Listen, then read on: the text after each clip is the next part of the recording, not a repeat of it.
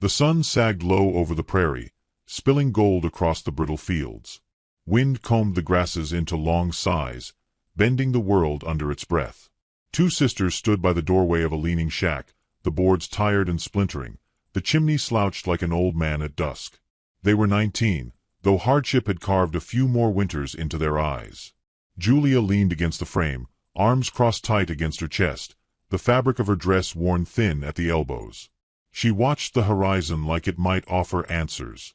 Beside her, Eliza clutched a satchel to her chest, a few mementos bundled inside, a cracked mirror, a scrap of their mother's shawl, a notebook full of small private poems no one had ever read. Behind them, the house sagged silent and still. No laughter lived there anymore, only dust and ghosts. Their mother's grave sat out back, marked by a river stone and a ring of field flowers that Julia tended every Sunday with aching knees. Their father shuffled inside, the bottle slapping heavy against his palm. Once, he had been a man to admire, strong and handsome, voice like a hymn rising over morning dew. But time and sorrow had gnawed the tenderness from him. The whiskey did the rest. The rattle of wagon wheels cut the hush. Dust rose on the road like smoke from a dying fire. Julia's heart hardened in her chest. She knew who came. Eliza edged closer, her fingers brushing Julia's. A silent tether. They had been born together in the same red dawn, 2 breaths apart, and it seemed they would suffer their endings side by side as well. The wagon stopped a few paces from the porch. Harlan Wexley heaved himself down, boots thudding like falling stones. He was a mountain of a man, belly stretching his vest, jowls quivering with each step. His hat was fine, his coat trimmed with gold thread, but there was nothing noble in the man himself. His eyes slid over the girls like they were cattle at market. Their father stumbled out, wiping his mouth with the back of his hand, face slack with shame he was too proud to name. He did not look at them. Could not. No words were spoken. Only a handshake, a hard, brutal clasp between men who had lost their way long ago. Harlan's mouth twisted into something meant to be a smile. "Come along, girls. Time we got you settled." Eliza's breath hitched, but Julia squeezed her hand.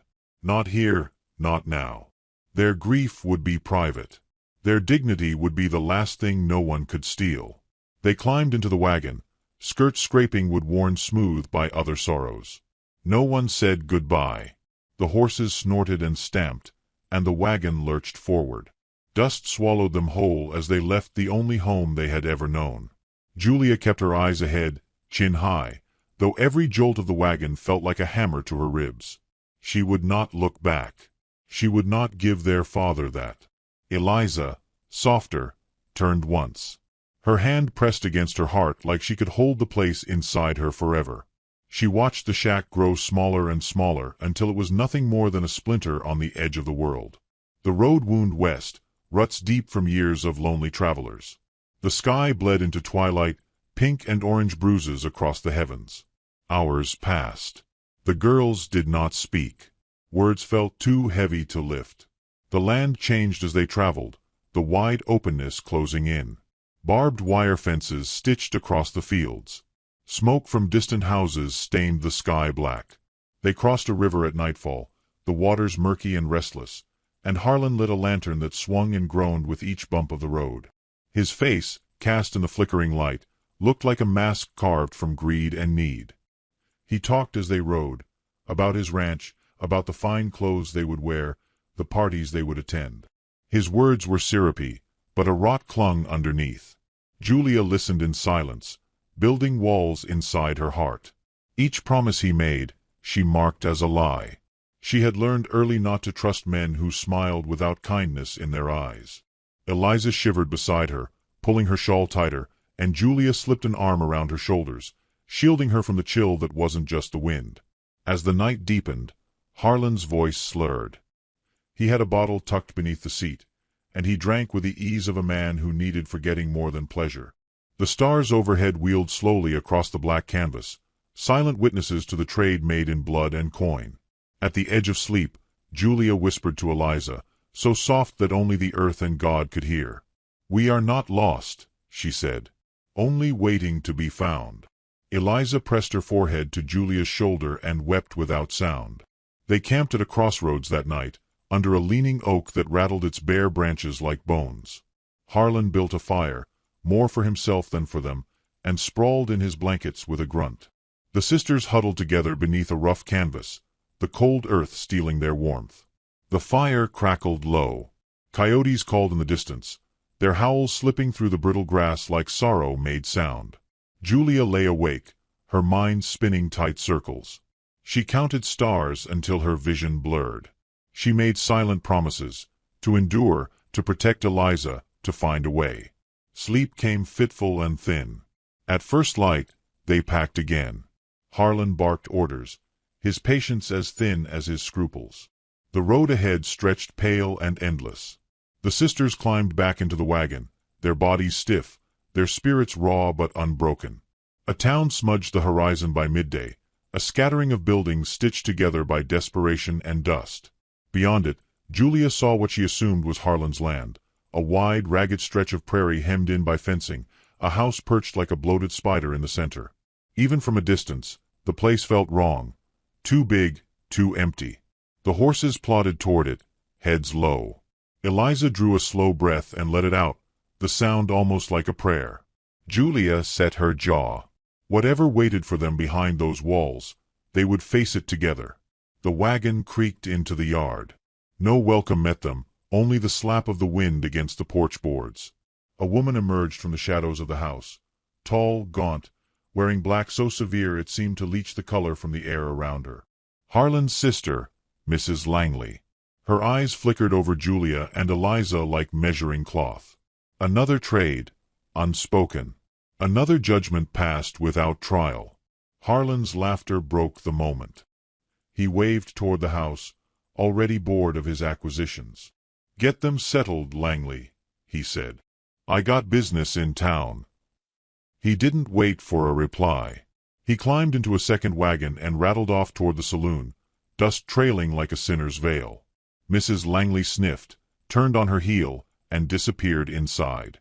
The sisters stood alone in the yard, dust swirling around their boots, the sky stretched wide and pitiless above. Eliza glanced at Julia, her lip trembling, and for a moment Julia saw the little girl she used to be, the one who carried kittens home in her apron and cried when the wind broke the corn. Julia reached out and took her hand, squeezing it tight. Together, they crossed the threshold into the unknown. The door swung shut behind them with a sound like finality, and the prairie wind sang mournfully through the empty yard. The house was a grand thing once, before time and cruelty hollowed it out. Wide verandas sagged under their own weight, shutters hung crooked on rusted hinges, and the smell of rot coiled beneath the perfume of dying roses that clung stubbornly to the front garden fence. Inside, the rooms were large but cold, filled with heavy velvet drapes and furniture that seemed too large for any living soul. The walls wore faded paper, the patterns of flowers and vines curling away as if trying to escape their own decay. Every floorboard whispered complaints underfoot, and the high ceilings trapped the echoes of lost laughter like ghosts no one dared name. Mrs. Langley showed them to a room at the top of a narrow staircase. 2 beds, 2 chipped washbasins, a cracked mirror in a gilded frame that had seen better women and better years. "You'll keep to yourselves," Mrs. Langley said, voice as brittle as winter branches. "You'll be clean. You'll be obedient. You'll be grateful." Then she turned and left without waiting for a reply, the hem of her black dress slicing the air like a blade. Julia set her satchel down by the bed nearest the window. Dust floated in the thin light like tired angels. She looked around the room, taking its measure. 1 door. 1 window. A lock on the outside of the door. Her heart sank, but she did not show it. Eliza crossed the room in small, careful steps, touching the edge of the bed, the cool porcelain of the basin, the worn frame of the window. Each touch seemed to say, "Is this real? Is this all?" Julia busied herself unpacking their few things. It gave her hands something to do, kept the scream trapped behind her teeth from tearing loose. That night, they sat side by side on the bed, staring out the narrow window at a sky smeared with bruised stars. Somewhere out there was the river, the fields, the free wildness they had once known. Here, the world had shrunk to 4 walls and rules spoken in dry, contemptuous tones. Days blurred into each other like watercolor left too long in the rain. Mornings began with Mrs. Langley's sharp knock and a tray of bland porridge. Afternoons were spent sewing, mending, reading dull books from the dusty library, or learning how to walk, speak, and smile as if they belonged to Harlan Wexley's hollow world. They wore fine dresses stitched with lace so delicate it snagged on their calloused fingers. Their hair was brushed and pinned until their scalps burned. Powder dusted their faces until they were pale ghosts of themselves. But beneath the satin and pearls, their spirits coiled tighter each day, waiting for something they could not yet name. Harlan came and went like a storm cloud, sometimes gone for days at a time, sometimes appearing without warning.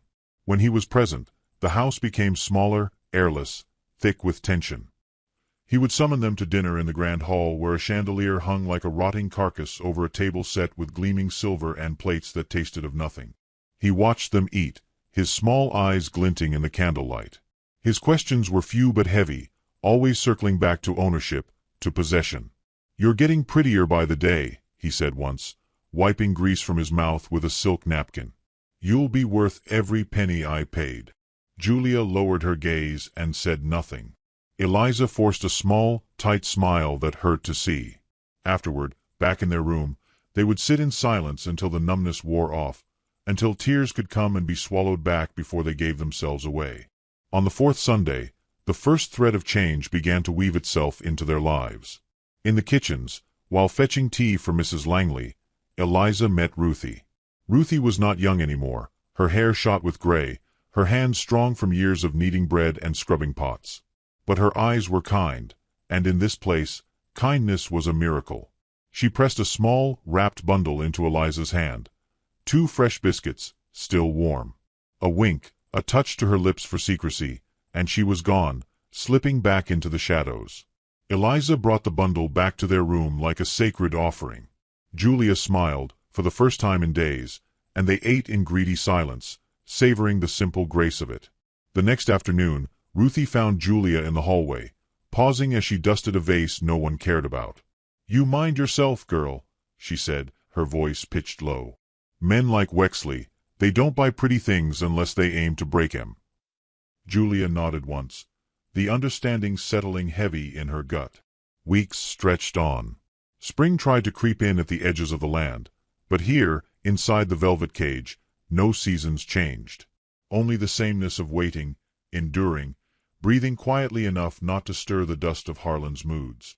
One evening, as the sun sagged red and swollen behind the hills, Harlan gathered the girls in the parlor. 2 guests were expected, he said. 2 ranchers. Men of means, of ambition. Good men, he insisted, who would make strong alliances. "You'll be on your best behavior," he said, his voice thick with warning. "Might be you charm one of 'em. Might be you find a new home sooner than you think." His grin was a thing to flinch from, not to answer. After he left, Julia sat by the window, her thoughts running like deer through the tall grass of her mind. Eliza brushed her hair in long, slow strokes, the sound like the whisper of forgotten rivers. "You think it matters how we behave?" Eliza asked at last, voice small and distant. Julia thought of their mother, of how hard she had tried to be good, to be kind, and how it had not spared her from sickness or sorrow. "No," Julia said, staring out at the endless fields. "But we'll survive. We have to survive." Eliza nodded, setting down the brush with trembling fingers. The next morning arrived sharp and clear, the sky a brittle blue. Mrs. Langley outfitted them in their finest dresses, corsets laced so tight their ribs ached, slippers that pinched their toes until tears prickled at the corners of their eyes. They were given gloves, delicate things like spiderwebs, and told to smile but not too wide, to speak but not too much, to exist but not to hope. The hours dragged.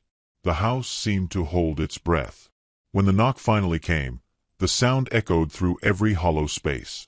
Julia and Eliza stood in the parlor, side by side, hands clasped tight behind their backs, hearts hammering like fists against locked doors. The front door swung wide. In stepped 2 men, the dust of the trail still clinging to their coats, their boots heavy with honest earth. Julia's heart stumbled in her chest. The first man was tall and lean, his face carved by sun and wind, a scar running from the corner of his jaw to his throat like a white river. His eyes were pale and steady, like the winter sky before snowfall. Daniel Morgan. The second man was broader, with laughing eyes and a crooked smile, a warmth to him that softened the worn leather of his presence. Silas Morgan. Brothers, by the look of them. Men of the land, not of this crumbling, suffocating house. Mrs. Langley curtsied stiffly. Harlan blustered and boomed his welcome. Julia watched the rancher's eyes, saw the way they scanned the room, assessing, understanding more than they let on. When Daniel's gaze met hers, something shifted. Not a spark. Not a thunderclap. Something quieter, deeper, as if a lock turned somewhere in the hidden parts of herself. Not rescue, she thought fiercely. Not pity. But maybe recognition. Eliza stood frozen beside her, her hand trembling against her skirts. Silas noticed, his smile softening, his posture easing into something open and unthreatening. They were introduced with grand, sweeping words, promises of beauty and virtue laid out like wares in a shop window. Julia and Eliza curtsied low, as expected, but when they rose, they did not lower their eyes. Daniel inclined his head slightly, the barest acknowledgement of equals. Silas's grin widened, as if he saw through the game and chose to play it kindly. The conversation that followed was stilted, Harlan dominating the room with loud boasts and crude laughter. But every so often, Julia caught Daniel watching her with quiet intensity, as if memorizing her the way a man memorizes the shape of the river he must one day cross. The sun dipped lower, slanting gold through the cracked window panes. When the brothers rose to leave, Harlan assured them there would be many opportunities to visit, to discuss business and other prospects. Daniel tipped his hat. His gaze lingered a moment longer than custom allowed, and then he was gone, stepping back into the clean, honest air of the open fields. Julia exhaled slowly, her hands unclenching at last. Eliza turned to her, eyes wide and wondering. Hope, fragile and reckless, began to bloom inside them both. The cage had not been broken. Not yet. But somewhere out there, someone had heard the rattle of their chains. And maybe, just maybe, someone would come back for them. The days after the Rancher brothers' visit stretched long and thin, like taffy pulled until nearly snapping. The house felt different now, thrumming with the knowledge that someone from the outside had seen them, had noticed them. A shift so small it might have gone unseen by most, but for Julia and Eliza, it was a crack in the walls that held them. Mrs. Langley grew sharper, more watchful. Harlan swaggered through the halls with renewed hunger in his eyes, drunk on the idea that his prize might soon be weighed and bought at a higher price. The girls moved carefully, breathing shallow, speaking little, fearing that any wrong step might close the small door that had begun to open. In the mornings, they walked the perimeter of the grounds, skirts whispering against the dry grass, watched always by a stable hand or one of the ranch hands who owed Harlan too many debts to question orders. But the wind carried stories, and it carried hope, and sometimes hope finds its own way into caged hearts. It was Ruthie, ever silent, ever loyal, who slipped a note into Julia's apron pocket one afternoon as she passed the kitchens. No words on the paper, only a place and a time, written in a hand quick and slanted, the old smokehouse after sundown. That evening, after the house settled into uneasy sleep, Julia and Eliza slipped through the shadows, bare feet silent against worn floorboards. The smokehouse sat at the edge of the property, long abandoned, its roof sagging, its walls silvered with age and weather. Inside, the air was thick with the memory of fire and salted meat. A single lantern burned low on the dirt floor, casting trembling shadows against the walls. Daniel stood by the far wall, arms crossed, hat low over his brow. Silas leaned against the doorway, whittling a sliver of wood, his knife flashing in the dim light. Julia's heart stuttered once, then steadied itself. Daniel straightened, his eyes catching hers like a lasso, holding steady. "We don't have much time," he said, voice low, rough as gravel underfoot. Julia nodded, pulling Eliza slightly in front of her, shielding her out of instinct she didn't question. "We heard things," Silas said, tucking his knife away. "About the two of you. About Wexley." He did not say the ugly words, and for that, Julia was grateful. Daniel shifted, the leather of his boots creaking. "We want to help." Simple words. No grand promises. No florid speeches. Just steady, solid truth. Julia's throat tightened. She was so used to men speaking at her, around her, about her, never to her. Never with the kind of quiet respect Daniel's voice carried. "How?" she whispered, voice splintering in the hush. "We're buying cattle from Wexley," Silas said. "Business keeps us close. Gives us reason to come back." Daniel stepped closer, his gaze never leaving hers. "We'll find a way to get you out. When it's safe. When you're ready." Eliza clutched Julia's hand, squeezing so tight it hurt. Julia squeezed back. Ruthie slipped into the smokehouse then, silent as a cat, a bundle under one arm, bread, apples, a flask of water, a small Mercy in rough cloth. "I'll cover your tracks best I can," Ruthie said, eyes glinting in the low light. "But you'll need to be smart. Watch. Wait. Listen." Julia felt something stir deep inside her chest. Not hope, not yet. Something harder. Resolve, maybe. Or the stubborn refusal to let their lives end here, in this hollow house. Daniel reached into his coat and pulled out a small, battered tin. He handed it to Julia, and when she opened it, she found a thin coil of wire, a tiny flint, a folded scrap of map. "Just in case," he said. Silas grinned, soft and boyish. "My brother's a cautious soul. Might be the death of us both someday, but it saved more than a few hides." The lantern sputtered. A reminder that time ran short. Daniel touched the brim of his hat, a gesture full of old-fashioned respect. "We'll be back. Be ready." Julia watched him go, the night swallowing his tall form, the door swinging shut with a whisper. Eliza turned to her, face pale, eyes luminous. "Do you think they mean it?" Julia held the tin close to her chest, feeling its weight, its promise. "I think," she said slowly, "they might be the first ones who ever did." The following days were carved from glass, sharp and delicate. Every movement, every glance, every breath had to be measured. Harlan grew restless, sensing something he could not name. He spent more time at the saloon, drinking and bragging, but his shadow lingered over the house like a thundercloud. Julia and Eliza practiced patience. They memorized the creaks of the floors, the moods of the guards, the patterns of Mrs. Langley's endless inspections. They learned the house the way a prisoner learns a cage, not with despair, but with cold precision. And still, Daniel and Silas returned, always under some business pretense, always careful. Sometimes they would catch a few stolen words in the stable, under the cover of tending horses. Sometimes it was a note slipped between the pages of a book left on a parlor table. Always promises wrapped in caution, in quiet daring. One evening, while Julia brushed Eliza's hair by the window, they spotted movement near the fence line. Two figures, silhouetted against the dying light, tipping their hats in salute before riding off into the deepening dusk. Julia smiled into Eliza's reflection, a rare and precious thing. "They haven't forgotten," she said. Eliza smiled back, tentative but real. Then came the day when Harlan announced a grand gathering, a celebration of new partnerships, he called it.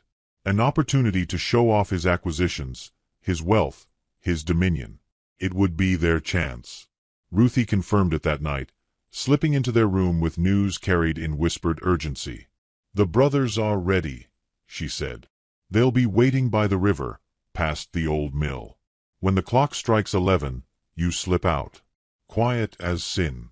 Julia's chest tightened around a breath she didn't realize she held. "Are you sure?" she asked. Ruthie's smile was sad and proud all at once. "Girl, I've been sure since the day I first saw you walk into this house with your chin held high.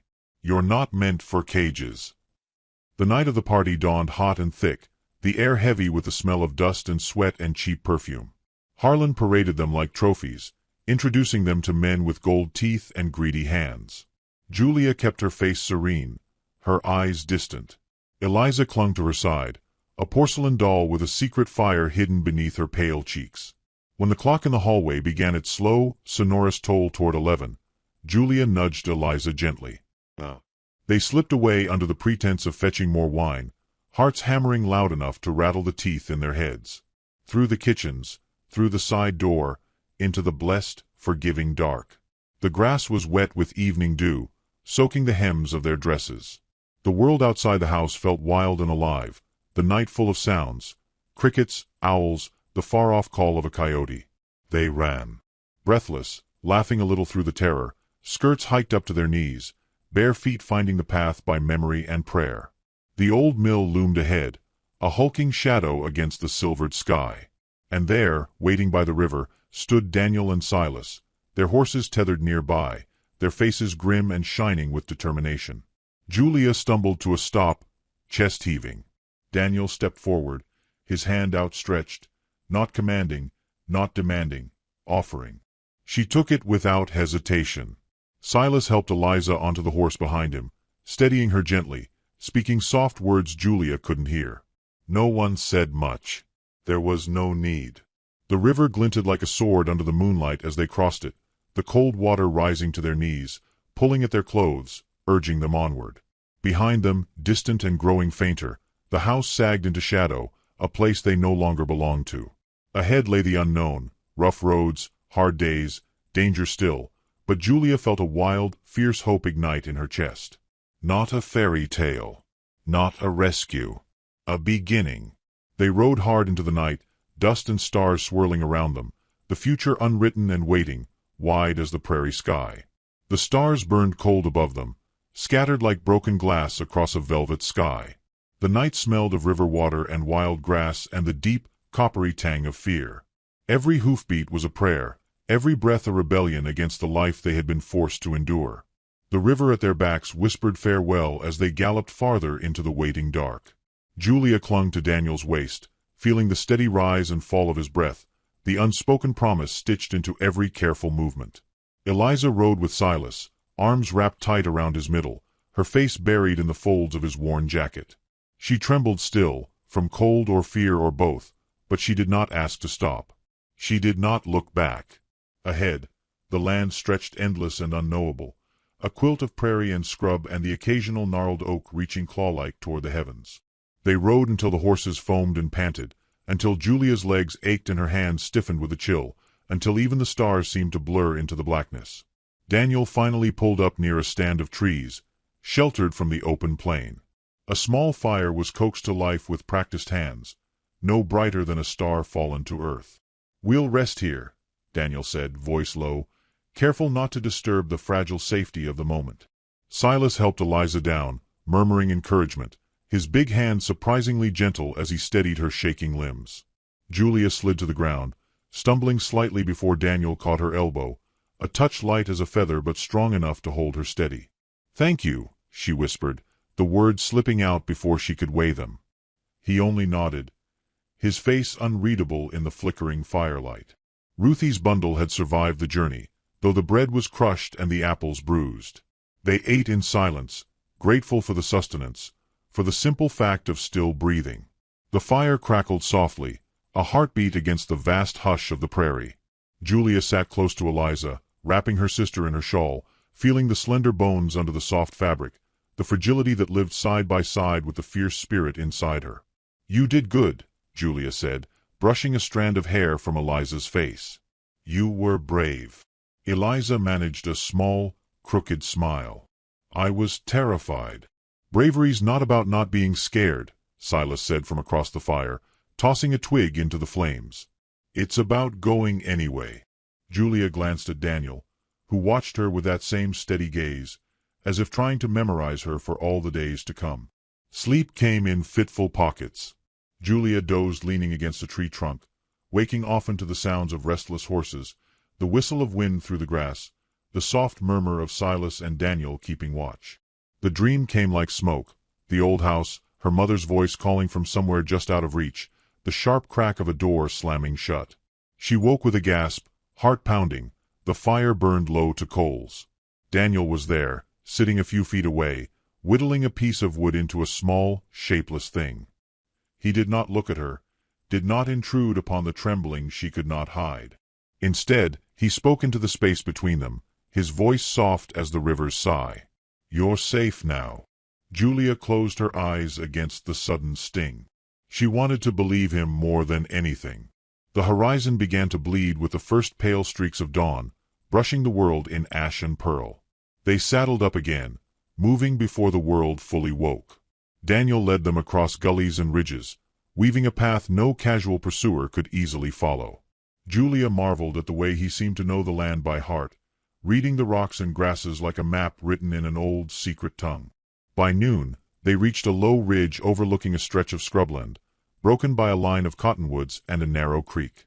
"This way," Daniel said, urging his horse down the slope. They followed single file, the ground soft and treacherous beneath their mounts. At the creek, they let the horses drink, refilled canteens, and splashed water over their dusty faces. Eliza knelt by the bank, staring at her reflection in the trembling surface.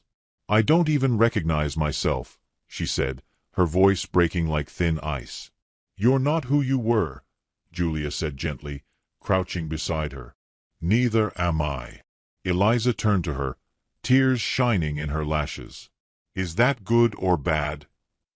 Julia thought of the girl she had been, obedient, quiet, afraid to want more than survival. She thought of the woman she could become, standing on her own feet, speaking her own truths. "Maybe it's just true," she said. "And maybe that's enough for now." A branch cracked sharply in the woods behind them. Silas spun around, hand on his pistol. Daniel rose, eyes narrowing. Out of the trees rode two men, dust-streaked and grim, guns visible at their hips. Wexley's men. Julia felt the blood drain from her face. They had been found. Daniel stepped forward, planting himself between the girls and the threat. "We don't want trouble," he called. "Turn around and go." One of the men spat into the dirt. "Ain't your call, friend.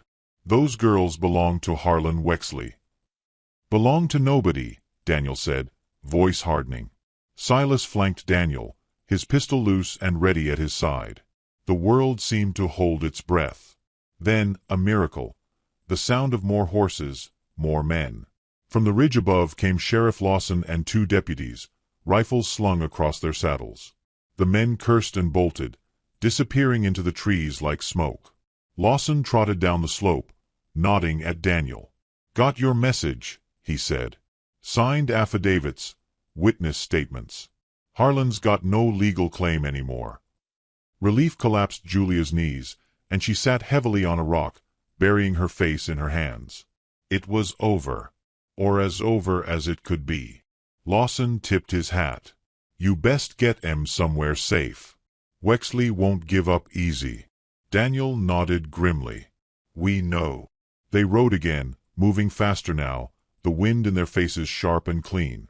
The land opened up before them, golden fields rolling under a wide, forgiving sky. By sundown, they reached the Morgan Ranch, a modest house of weathered wood and sturdy stone, a barn, a corral, a vegetable patch sprouting brave green shoots. It wasn't grand. It wasn't rich. It was free. Julia slid off the horse and stood staring at it, the lump in her throat too big to swallow. Daniel came up beside her, not touching, just standing near enough for her to feel his warmth. "It's not much," he said quietly, "but it's ours. And you're welcome to make it yours too, if you want." Julia turned to him, saw the truth in his face, the patient, waiting hope. Not a demand. Not a claim. An invitation. Eliza laughed, a sound bright and startling, as Silas showed her the small garden, the goats bleating in their pen.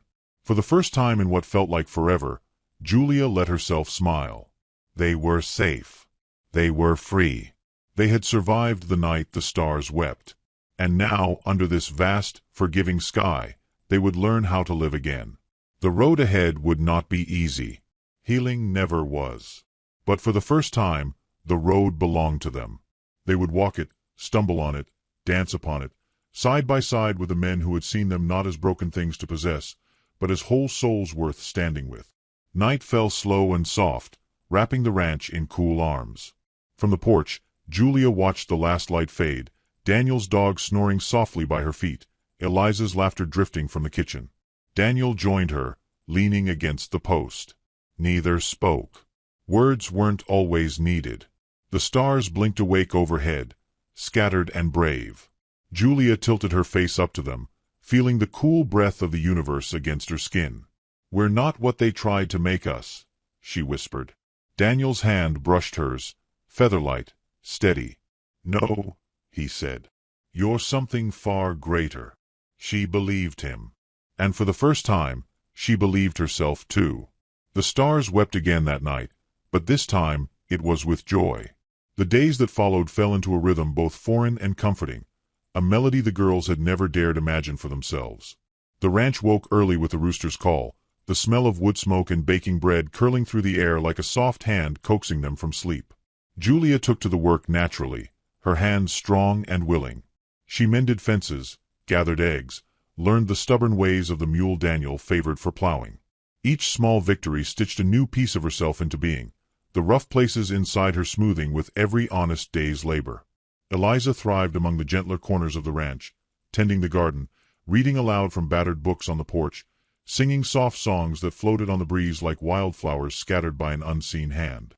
Her laughter, once buried deep beneath fear, came easier now, surprising her as much as anyone. Daniel and Silas never crowded them, never claimed them. They worked alongside, shoulder to shoulder, offering guidance where needed but trusting the girls to find their own ways, their own strength. It was Daniel's steadiness that Julia felt most acutely. He was not a man of many words, but the ones he offered were sure and weighty, falling between them like stones building a bridge. When Julia faltered, unsure if she could ever fully shed the skin of the girl who had been sold like cattle, Daniel would simply nod at her and say, "One step at a time, Julia. You're already walking farther than you know." And so she did. One evening, as the sun melted into a sky streaked with gold and lavender, Julia found herself standing in the field beyond the barn, a halter in her hands and a stubborn wide-eyed colt staring back at her. She had spent 3 days trying to gentle him, trying to earn his trust, and he had met every advance with suspicion and flight. Daniel leaned against the fence nearby, watching but not interfering. Julia moved slow, speaking in the soft, coaxing tones Ruthie had once used to calm the skittish kitchen cats. Inch by inch, she approached, her hands open, her heart steady. The colt snorted, tossing his head, but when she did not retreat, he stepped forward, wary but willing. Her fingers brushed his nose, warm and trembling. "You're safe now," she whispered, not just to him but to herself. Daniel's voice drifted across the field, low and proud. "Knew you had it in you." Julia turned, the colt's halter looped easily around her wrist, and smiled at Daniel, a smile full of new beginnings. As the days warmed into the heart of summer, the ranch buzzed with preparations for the harvest festival in town, a gathering that promised music, trading, and the simple joy of community. It was Silas who first suggested they go. "You girls have earned a night of dancing and pie," he said, winking at Eliza, who flushed and laughed in a way that made Silas look like he had just been handed the world. Julia hesitated, old instincts warning her against too much attention, too much hope. But Daniel met her gaze across the dinner table, silent encouragement in the tilt of his head, the slow curl of his hand around his coffee cup. Maybe it was time. The night of the festival, the town square bloomed with lanterns strung between buildings, their light painting the dusty streets in pools of amber and rose. Fiddles sang, boots stomped, and laughter filled the air like rain after a long drought. Julia wore a dress Ruthie had once helped her sew, simple, blue as twilight, with a ribbon at the waist. Eliza, in soft green, looked like something out of a dream, her hair braided with small wildflowers Silas had gathered along the creek. Daniel offered his arm to Julia without a word, and she took it, her hand settling into the crook of his elbow like it had always belonged there. They danced slowly at first, Julia stiff with nerves, Daniel patient and solid, letting her find the rhythm on her own. "You're doing fine," he murmured, his breath warm against her hair. Around them, the world blurred into light and sound, the sharp edges softened by joy. Eliza laughed as Silas spun her too fast, nearly tipping her into the hay-strewn street, and even Mrs. Turner from the Mercantile clapped along, her usually stern face creased with smiles. For one night, there was no past heavy on their shoulders, no fear lurking in the corners of their minds. There was only the dance, the stars overhead, the music in their blood. Later, after the last notes faded and the last lantern sputtered out, Daniel led Julia to the edge of the square where the prairie breathed against the darkness. They stood side by side, watching the distant fields ripple under the rising moon. "I never thought I'd have this," Julia said quietly, her voice raw with wonder. "A home. A life." Daniel reached into his coat and pulled out a small leather pouch. He fumbled it open, revealing a thin band of silver, plain and beautiful, shaped by a craftsman who understood that strength lies in simplicity. He didn't kneel, didn't make a grand speech. He simply held it out, his hand steady. "Not because you owe me anything," he said, his voice rough. "Not because I saved you. Just because I'd be proud to walk beside you for the rest of my days. If you'll have me." Julia felt her heart, so long locked behind walls of fear and survival, shatter and rebuild itself in a single breath. She took the ring, her fingers brushing his, and slid it onto her own hand without hesitation. "I'd be proud too," she said, smiling through tears that tasted like freedom. Silas proposed to Eliza 3 days later with a crooked daisy chain and a promise to never let a day pass without making her laugh. She accepted between peals of laughter and the happiest tears Julia had ever seen. The weddings were simple affairs held in the meadow behind the ranch, daisies and cornflowers braided into garlands, Ruthie standing proudly beside them with a handkerchief pressed to her nose. Sheriff Lawson officiated, his usual sternness softened by the genuine affection he felt for the four of them, survivors and dreamers alike. Daniel and Julia exchanged vows under the wide, forgiving sky, the golden field swaying around them like an ocean of possibility.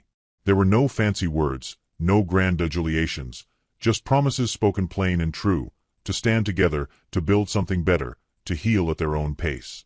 The rings slid into place like they had been waiting for this moment all their lives. Afterward, there was dancing in the barn, the old floorboards trembling under the stomping of boots and the swirl of skirts. Eliza's laughter rang bright and clear, a music more precious than any fiddle tune. Silas beamed at her like a man who had caught a falling star and dared to hold it gently in his hands. And Daniel, ever steady, ever true, held Julia close as they swayed to the slow songs, his chin resting against her temple, their hearts beating a quiet, steady rhythm of belonging. Later, as the festivities died down and the lanterns winked out one by one, Daniel led Julia to the porch where the night stretched wide and welcoming before them. They sat together in the old rocking chair, her legs tucked beneath her, his arm draped around her shoulders. For a long time they said nothing, content to listen to the night sounds, the chirp of crickets, the low murmur of the creek, the occasional soft whinny of a horse in the corral. Finally, Julia turned her face up to the stars, bright and endless above them. "Do you think it's possible," she asked softly, "to be broken and whole at the same time?" Daniel considered this, his thumb tracing slow circles against her arm. "I think," he said, "that being broken just means you've lived. And being whole means you kept going anyway." She smiled, a slow, blossoming thing that filled her chest with warmth. "Then we're doing just fine," she said. He kissed her hair, a whisper of a promise. Tomorrow would come with its share of trials, droughts and debts and the hard, honest work of building a life from the ground up. But tonight, they had everything they needed. Love, steady and fierce. Hope, stubborn and shining. A future carved from fields of gold under a tomorrow's sky. Julia closed her eyes and let the wind carry her forward, into the life she had fought for, the life she had chosen. And somewhere, she swore she could hear the stars singing, weeping no longer, but rejoicing at last. Out of the storm came a rider, hunched low in the saddle, a gray horse laboring against the weight of the wind. Its hooves sank deep, each step an act of stubborn faith. The rider wore a heavy wool coat patched at the elbows, a battered hat pulled low, and a scarf wrapped up to her eyes. She rode without hurry, without fear, as if the cold had long ago ceased to matter. Esther Bell had come 1,000 miles west with a heart stitched together from old grief and new hope. In the pocket of her coat rested a letter, worn soft by reading, promising a home, a man, and the final chance to not grow old alone. She had no illusions. She was 55, lined by time and weather, carrying the kind of strength the young mistook for frailty. Her hands were calloused and sure. Her back was still straight, though her heart, perhaps, leaned just a little. The town barely stirred as she passed through. A dog barked once before disappearing into a doorway. A single lantern swung over the entrance to the saloon, casting a trembling circle of gold onto the snow. Esther found the general store where her promised groom was said to work, Henry Tate, proprietor and bachelor by necessity more than choice. She tied her horse to the rail and stepped inside, stomping snow from her boots. The warmth inside was thin, the kind of heat that never quite reached the bones. A stove clattered in the corner, its iron sides glinting dull red. Behind the counter, Henry looked up. He was a thin man with a hooked nose and a permanent frown, sorting nails into small wooden boxes. His eyes slid over her, head to boots, and something in his mouth twisted.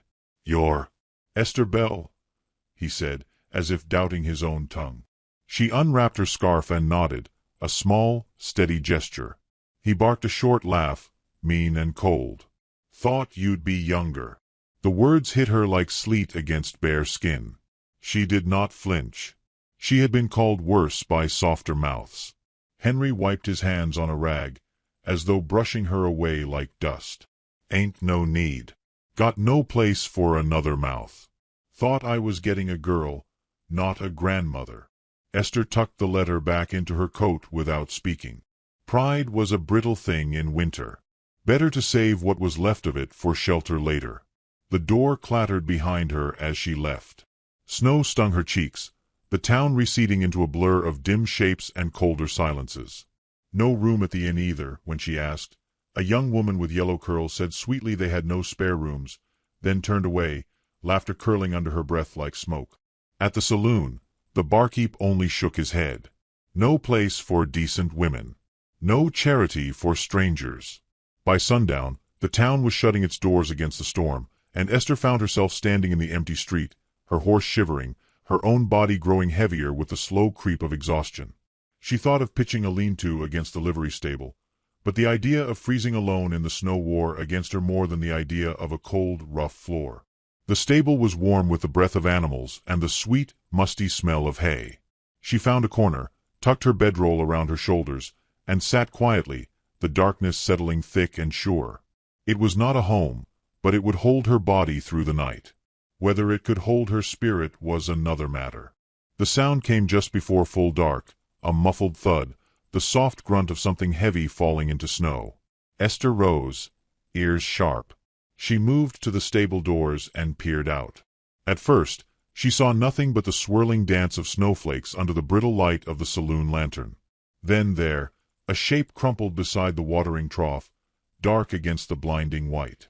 Her boots sank deep as she crossed the street, her breath burning in her lungs. Closer, she saw it was a man, his hat lost somewhere in the snow, his hair matted with ice.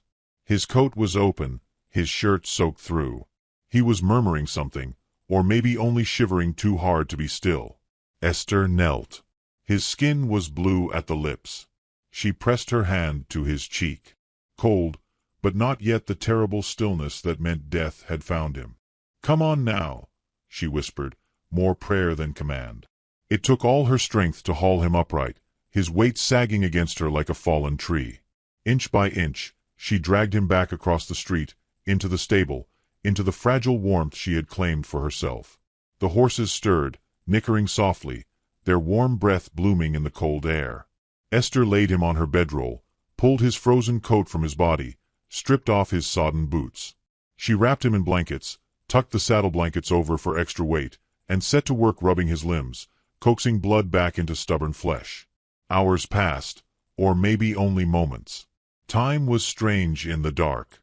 His face was lean, hollowed by hard living, but young still, no more than 35, she guessed. He had the rough hands of a working man, the scarred knuckles of someone who fought for what little he had. When at last he stirred, coughing weakly, she gave him a sip of water and murmured small, nonsense comforts. "Hush now. Easy. You're safe." He tried to speak but only managed a hoarse whisper. Esther laid a hand against his brow, smoothing the hair away from his face. "Rest," she said. "There's time enough for words when the storm lifts." He slept fitfully, fevered and restless, and she stayed beside him, the fire of her own body lending what small warmth she could spare. Outside, the snow kept falling, an endless hush, like the earth itself was holding its breath. Morning broke gray and brittle. The town was slow to wake, doors creaking open to glimpse the storm's aftermath. When the stable doors swung wide, it was not kindness that came in but suspicion. Men gathered, their faces red from the cold, eyes sharp with judgment. They found her there, a woman too old for innocence, too proud for excuses, and the widower Caleb Hargrove, half-naked beneath the piled blankets, his breath rattling but sure. It did not take much for tongues to wag. By noon, the story had twisted itself into a shameful thing. An old woman trapping a man in a scandal, a charity gone too far, a ruin of good order. Esther met their stares with a stillness carved from years of being unseen, unwanted. She rose slowly, gathering her things, preparing to leave as quietly as she had come. But the town was not content to let her slip away. Pastor Mullins, tall and grim, called a meeting in the church. The pews filled with curious faces, some smug, some uneasy. The decision was made swift and final. Marriage. Respectability demanded it. The town could not abide the stain. Caleb, barely able to stand, was given no choice. Esther offered no voice. A paper ring. A name written into the ledger. A life knotted to another's not by love but by necessity. That night, Esther lay awake in the corner of Caleb's collapsing house, the wind scratching at the walls, the roof weeping melted snow through its broken seams. She listened to his breathing, shallow but steady, and let her own heart be still. She had crossed 1,000 miles of hope and winter to find herself here, in a stranger's storm-tossed home, with nothing but the steady beating of her own blood to remind her she was alive. Outside, the storm was breaking, the wind easing into softer sighs. Inside, a different storm was just beginning to stir. And somewhere deep inside her, like a hidden seed under snow, something small and stubborn began to unfurl. Hope, maybe. Or something wilder. Something meant to survive. The house clung stubbornly to the side of a hill, its timbers sagging under the weight of too many hard seasons. Snow shrouded the sagging roof and pressed against the broken window panes like a patient siege. Inside, the cold seeped through every crack, curling around Esther's ankles and frosting her breath into small, desperate clouds. She built a fire with kindling pulled from a splintered chair, the flames licking greedily at the dry wood. The room came alive in fits and starts, light catching on battered furniture, dust motes swirling in the sharp air.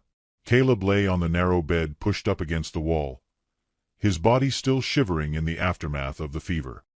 His face was hollow, a man carved down to his final defenses, and yet there was a stubbornness in him too, a refusal to be carried wholly into death. Esther moved with quiet certainty, tucking a quilt up to his chin, stirring a pot of weak broth over the fire. Her hands were steady, though inside her a weariness gnawed at the edges of her strength. This was not the ending she had envisioned when she answered the letter months ago. Not a husband waiting at a warm hearth, but a wounded stranger and a house barely holding against the wind. Outside, the world remained a blur of white and gray. Inside, time slowed to the beating of two hearts, one mending, one refusing to break.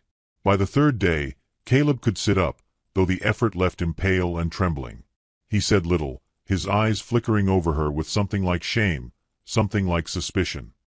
He moved as if expecting her to demand something from him at any moment. But Esther asked for nothing. She fixed the broken hinge on the door. She cleaned the soot from the hearth.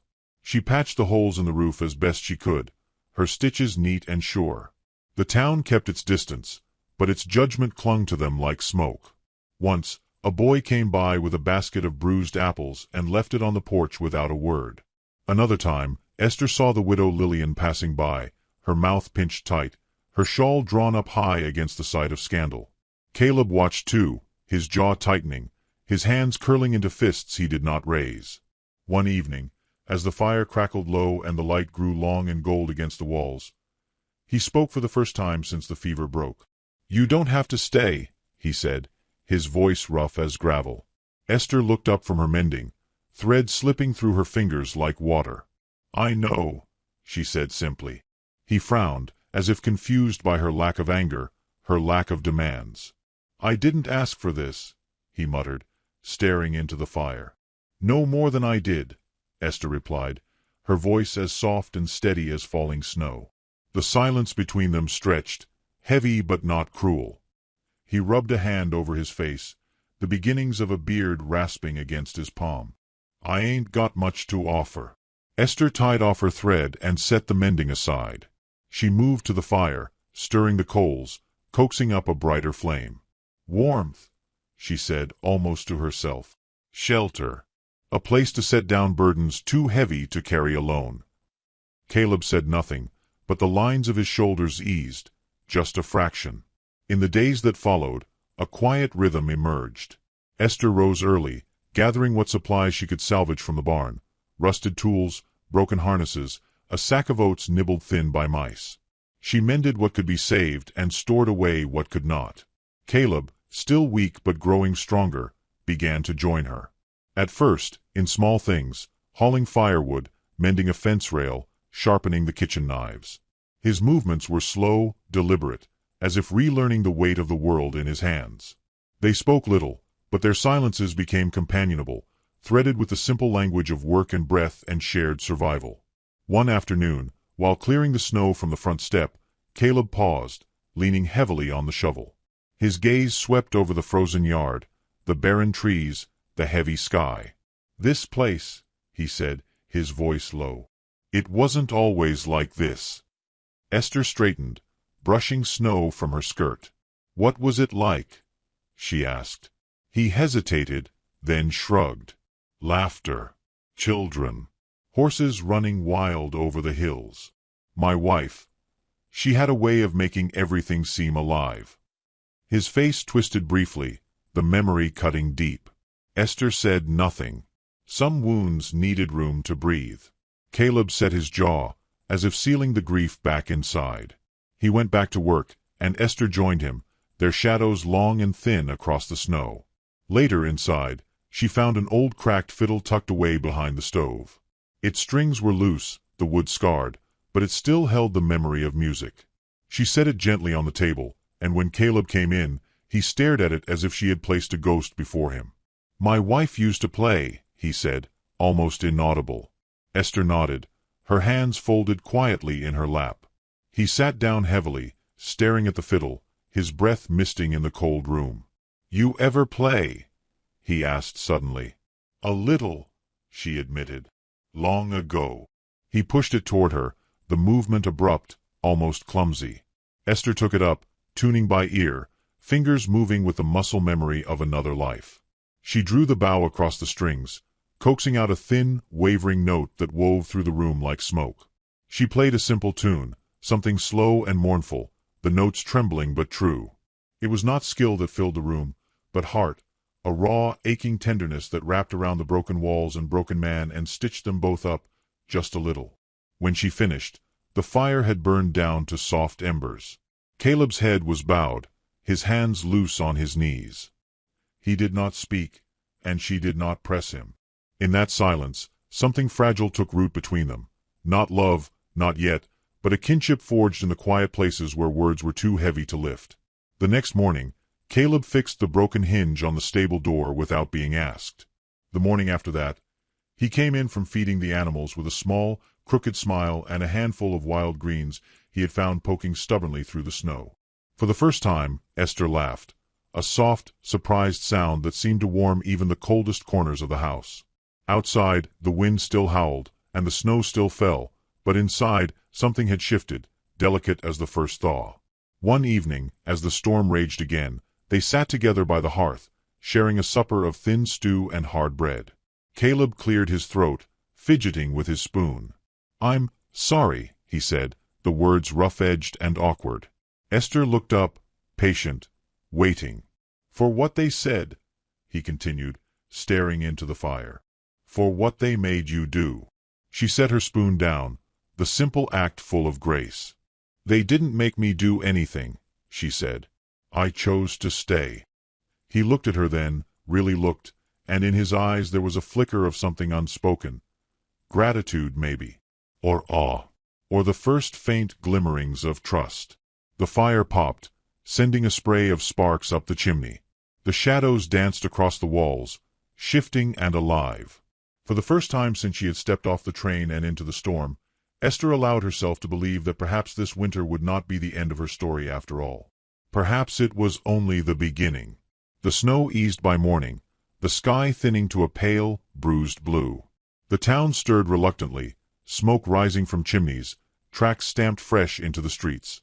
Caleb and Esther stood side by side on the porch, mugs of weak coffee warming their hands. They said nothing, but the silence between them was easy now, filled with a small, stubborn hope that had begun to take root in the ashes of all they had lost. The wind carried the faint scent of thaw, and somewhere, deep beneath the frozen ground, life stirred. Waiting. The town church stood crooked against the winter sky, its steeple tilting slightly as if bowing to the endless snow. Inside, the air was sharp with cold and the sour tang of damp wood. A handful of townsfolk gathered, their breath misting in the icy gloom, their faces half hidden by scarves and shadowed intent. Pastor Mullins cleared his throat, the sound brittle in the silence. Before him stood Caleb Hargrove, pale but upright, and Esther Bell, her chin lifted, her hands steady even as the weight of 100 watching eyes pressed down on her like a stone. The ceremony was brief, words falling into the hush like pebbles into a frozen well. Mullins spoke of duty, of decency, of the binding of lives in the eyes of God and man. There was no talk of love, no soaring promises, only the scratching of a pen against paper and the thud of heavy boots against wooden floors. Caleb slipped a ring onto Esther's finger, a thin band of twisted wire hammered flat, forged not from affection, but necessity. It pinched slightly, a small reminder that even the bonds meant to protect could chafe. When it was done, the townsfolk dispersed with muttered congratulations, eager to return to their stoves and their safe, warm homes. No feast followed, no laughter, no dancing. Only the soughing of the wind through the bare branches and the distant, restless murmur of the river beneath its frozen skin. Caleb did not offer his arm. Esther did not expect it. They walked side by side through the whitening streets, the snow beginning again, gentle now, like ashes drifting from some unseen fire. The ranch seemed smaller than ever as they approached, half sunk into the land, a place built for survival more than comfort. Esther paused at the threshold, feeling the weight of the paper ring on her finger, the cold kiss of the doorknob beneath her palm. Inside, Caleb shrugged off his coat, his movements stiff and awkward. He set about building the fire without a word, the scrape of wood against hearthstone filling the space where conversation might have lived. Esther followed, unwrapping her shawl, hanging it carefully by the door. She moved through the familiar rooms, kitchen, parlor, the narrow hallway leading to 2 bedrooms, taking the measure of her new life. There was no ceremony here either. No bed of flowers, no sweet whispers. Only 2 people stitched together by the brittle threads of survival, trying to make something whole from the scraps left behind. Caleb set 2 bowls of stew on the table, the gesture practical, almost apologetic. Esther sat opposite him, folding her hands for a moment in silent grace before lifting her spoon. They ate without speaking, the fire crackling in the hearth, the snow tapping softly at the windows like a patient hand. Later, Caleb retreated to his room, the door left open just a crack. Esther took the smaller room, grateful for the space to breathe, to gather herself in the thin light of a kerosene lamp. She set her few belongings on the dresser, a worn Bible, a locket with no picture inside, a hairbrush missing half its bristles. Ghosts of another life, another woman, another chance. The first night passed without ceremony too. The house sighed and groaned around them, the winter pressing in, the hearth struggling to keep the darkness at bay. Morning brought little change. Caleb rose early, moving through chores with a grim efficiency. Esther followed, her hands steady even as her heart faltered. She mended the torn curtains with thread unraveled from an old dress. She swept the floors, drove out the lingering smell of mildew with pine boughs burned in the stove. She baked a loaf of bread so thin and hard it could barely be called such, but Caleb ate it without complaint. Day by day, the house began to breathe again, to stretch and settle into something resembling a home. Esther planted small kindnesses like seeds.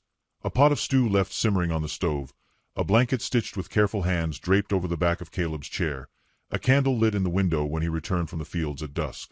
At first, Caleb seemed blind to these offerings, his face set in lines of weariness and grief. But slowly, almost imperceptibly, the lines began to soften. One evening, after a long day repairing the chicken coop half collapsed under the snow, Caleb came inside and found Esther dozing by the fire, her mending fallen from her lap. He paused, something tender flickering in his gaze before he set down the bundle of firewood more quietly than usual, careful not to wake her. Another night, he brought her a handful of wild berries, half-frozen but sweet, cupped awkwardly in his calloused hands. Esther accepted them with a soft smile, her fingers brushing his for the briefest moment. A spark passed between them, fragile and tentative, like the first shy shoot of spring pushing through frozen ground. Still, the ghosts lingered. Caleb sometimes disappeared for hours, walking the hills alone, returning with snow on his shoulders and sorrow in his eyes. Esther did not question him. She knew that grief was not a thing that could be hurried or reasoned with. Instead, she tended the hearth, keeping the flame alive against the long, bitter nights. One afternoon, while mending a fence post, Caleb spoke without looking at her. "My wife's name was Anna." Esther straightened slowly, the hammer resting against her hip. "She was sunshine," he said, the word breaking on his tongue. "Could make the coldest morning feel like May." Esther said nothing, only waited, her stillness an invitation. "She gave me a son," Caleb continued, his voice hollow. "Little Jamie. He didn't last the winter." The silence that followed was heavy, but not cruel. Esther crossed the yard and laid a hand gently on his arm. He flinched, then stilled, the warmth of her touch sinking through the cold armor he wore. "I'm not here to replace them," she said, her voice low and steady. "I'm just here to help carry what you can't bear alone." Caleb's shoulders sagged, the weight of sorrow bending him. For a long moment, he leaned into her hand, allowing the comfort to seep into old wounds. The paper ring on her finger caught the last light of day, a small glint of gold in the gathering dusk. That night, as the storm howled around the house and the fire blazed low, Caleb set 2 mugs of coffee on the table and sat across from her. He cleared his throat, staring into the dark brew as if seeking answers at the bottom of the cup.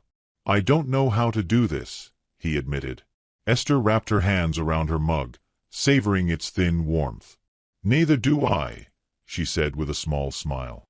"But perhaps we could learn together." He looked up then, really looked, and something in his gaze shifted. Not love, not yet, but a recognition, a respect, a quiet beginning. They sipped their coffee in silence, the snow piling against the windows, the wind singing its lonely song through the eaves. The hearth crackled and spit, sending sparks twisting up the chimney like prayers. Esther leaned back in her chair, her body weary but her heart strangely light. For the first time in a long while, she felt not adrift, but anchored, not by duty or pity, but by the slow, steady weaving of 2 broken lives into something strong enough to weather the storm. Outside, the world slept beneath its shroud of snow. Inside, a new fire smoldered in the ashes of what had been lost. It was not love yet, but it was something. And sometimes, something was enough to begin. The sky bruised over the hills, a deep, sullen purple that pressed low against the earth. The air grew heavy, thick with the kind of cold that crept under clothes and into bones. Birds fled hours before the first crack of thunder rumbled across the plains, low and long like the growl of something ancient waking from its sleep. Caleb stood in the yard, his hands fists at his sides, watching the horizon darken. The cattle bunched against the fences, uneasy, their breath white and fast in the dying light. Snow began to fall again, not the soft drifting kind, but sharp, slanted needles driven by a wind that screamed across the empty fields. Esther came to the door, wrapping a shawl around her shoulders, the hem fluttering like a wounded wing in the gusts. "It's coming fast," she said, voice raised above the rising roar. Caleb nodded but made no move to come inside. His body was taut as a bowstring, every muscle straining toward the storm as if daring it to break him. "We need to bring the cattle into the lower pasture," he said, voice rough. "If they stay up here, we'll lose them." She stepped into the snow without hesitation, boots sinking deep, skirts snapping around her legs. Together, they moved through the growing blizzard, driving the cattle toward the shelter of the hollow below the ridge. The animals fought them at every step, spooked and stubborn, their hooves churning up the frozen ground. The wind howled louder, tearing at their clothes, blinding them with stinging snow. Caleb's shouted commands were ripped from his mouth before they reached Esther's ears, but she understood the urgency, the grim determination in his eyes. By the time the last of the cattle stumbled into the hollow, night had fallen, thick and absolute. They stumbled back toward the house, leaning into the wind, each step a battle. Inside, the fire had guttered low. Esther fell to her knees before it, feeding it with trembling hands, coaxing the flames back to life. Caleb slammed the door against the storm, bolting it with a fierce finality. For a long while they said nothing, only sat near the hearth, shivering and spent, listening to the blizzard beat its fists against the walls. Then Caleb rose, pacing the small room like a caged animal, his shoulders rigid, his mouth a hard line. "This place is cursed," he muttered. "Everything I touch rots. Everything I love dies." Esther watched him quietly, hands folded in her lap. He turned on her, anger flashing in his eyes. "You should have gone when you had the chance. Should have left me to the crows." The words hit harder than the wind, but Esther held her ground. She had weathered storms harsher than Caleb Hargrove's grief. "I came here for my own reasons," she said evenly. "You didn't ask me. I chose." "Chose?" He barked a bitter laugh. "You were forced. Shamed into it by a pack of fools." She shook her head slowly. "I stayed because I saw something worth saving." He froze, chest heaving, snow melting and running down his cheeks like tears he would never claim. "There's nothing left of me," he said hoarsely. "Just broken pieces." "Then let's pick them up," she said softly. "Piece by piece. Together." For a heartbeat, he stood there, torn between fury and something more dangerous, hope. Then he turned away, hands raking through his hair. "You deserve better." "I deserve a choice," she said, rising to her feet, her voice low but sure. "And I chose this. Chose you." The wind screamed against the house, rattling the windows like 1,000 desperate hands. A loud crack split the night, the sound of something giving way. Caleb's head snapped up, and without a word, he grabbed his coat. Esther followed without hesitation. Outside, the barn roof had partially collapsed under the weight of the snow. A calf, no more than a few hours old, bleated weakly from the wreckage, trapped beneath a tangle of broken beams and wet hay. Caleb waded into the wreckage, tossing aside debris with reckless strength. Esther grabbed a fallen board, leveraging it up, her boots slipping in the icy muck. Together, they freed the calf, Caleb cradling the small, shivering body against his chest as they staggered back toward the house. Inside, Esther built up the fire, wrapping the calf in every spare blanket they had. Caleb knelt beside it, rubbing its legs, murmuring soft, broken things under his breath. Hours passed. The calf's breathing steadied. Its eyes opened, dark and uncertain, but alive. Caleb sat back on his heels, his face wet with sweat and something else. "You saved it," he said, voice thick. "We saved it," Esther corrected gently. He looked at her then, really looked, and something inside him seemed to splinter and heal all at once. "I don't deserve this," he whispered. "Don't deserve you." Esther reached out, brushing a stray lock of hair from his forehead, the gesture tender, timeless. "No one earns grace," she said. "It's given. Freely." The words hung between them, fragile and powerful. Caleb bowed his head, overcome. When he spoke again, it was barely a whisper. "I'm scared." "So am I," she said. He looked up, a raw, naked hope flickering in his eyes. "But we're still here," she continued. "Still standing. That counts for something." The calf whimpered softly, nosing against Caleb's hand. He smiled, a small, broken, beautiful thing, and stroked its damp fur. The storm raged on, but inside the house there was a different kind of warmth. Fragile, stubborn, born not of ease but of endurance. Later, as the fire burned low and the calf slept curled between them, Caleb spoke into the darkness. "I don't know how to love again," he said. "Not yet." Esther's hand found his in the dark, their fingers twining slowly, shyly. "Then let's just learn how to live again," she said. "One day at a time." He squeezed her hand, his calluses rough against her skin, his grip trembling but sure.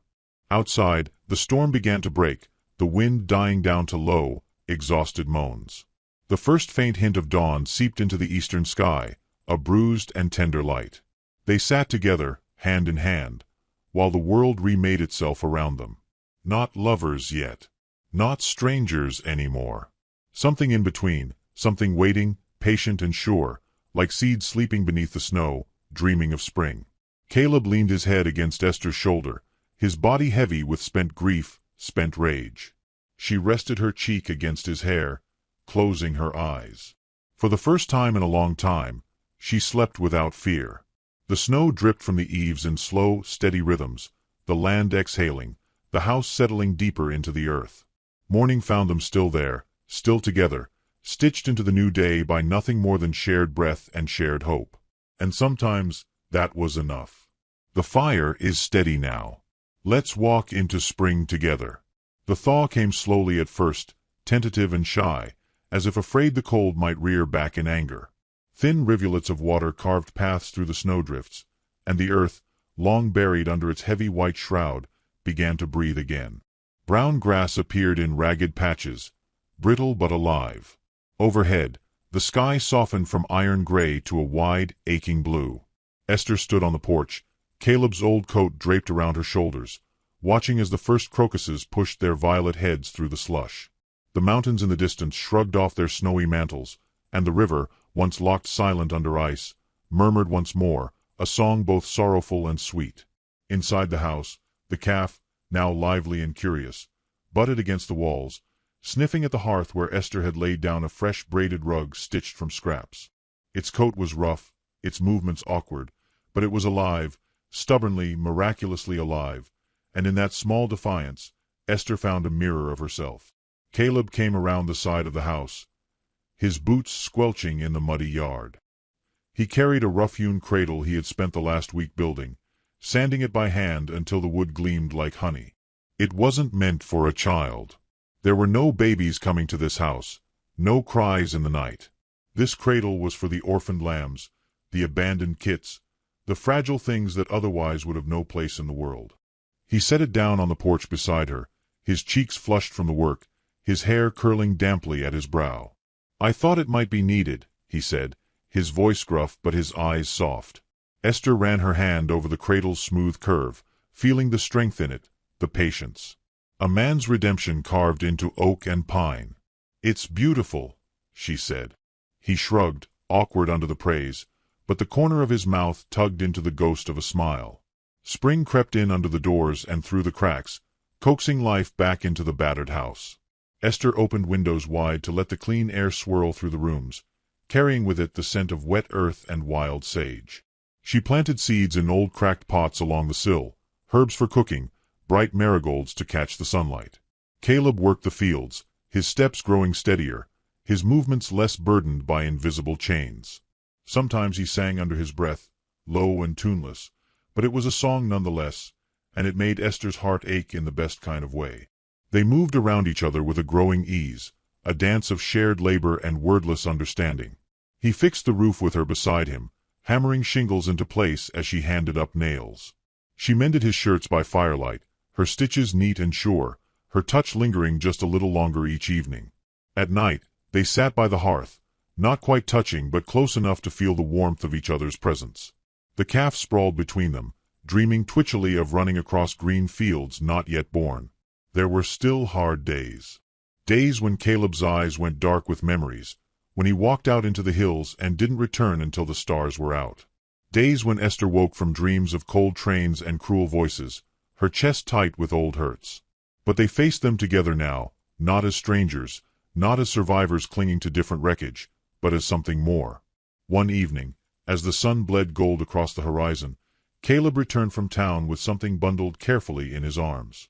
Esther met him at the door, wiping her hands on her apron. He held out a small bundle wrapped in blue ticking cloth. "For you," he said simply.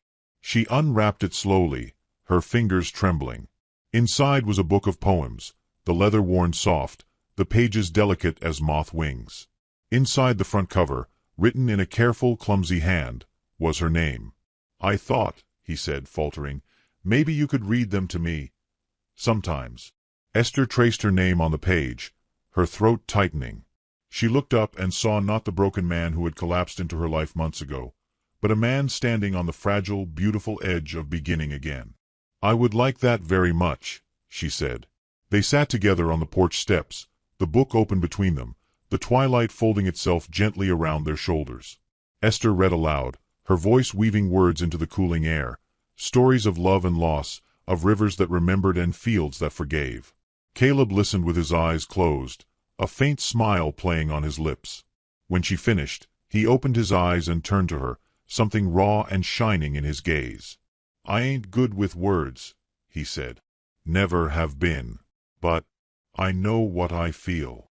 She waited, heart pounding quietly against her ribs. "I was dying," he said simply. "Long before the snow. Long before you." He took her hand in his, cradling it between his rough palms. "You brought me back."